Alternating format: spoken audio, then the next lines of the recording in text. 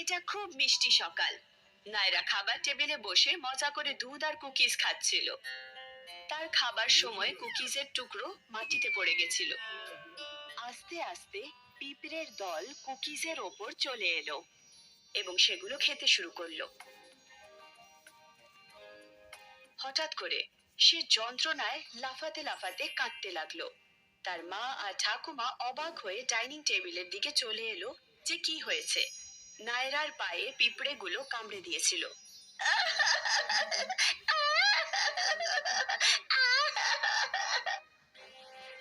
কি হয়েছে নায়রা, তুমি কাঁদছো কেন? আমার পায়ে কিছু একটা কামড়েছে, আমার ব্যথা হচ্ছে। কেঁদো না আমার সোনা, দাঁড়াও, আমি দেখছি কি কামড়েছে। ওহো নায়রা, তোমায় পিঁপড়ে কামড়েছে। তুমি খাবার সময় কুকিজের টুকরো ফেলেছো। কোনো ব্যাপার না, ঠিক হয়ে যাবে। পিঁপড়েগুলো কোথা থেকে এলো আর আমাকে ওরা কামড়ালো কেন? অনেক সময় খাবারের টুকরো মাটিতে পড়ে থাকে আর পিঁপড়েরা সেখানে চলে আসে। কিন্তু কারোর উপর চড়াও হয় না যদি না মনে হয় যে ওদের কেউ ক্ষতি করবে।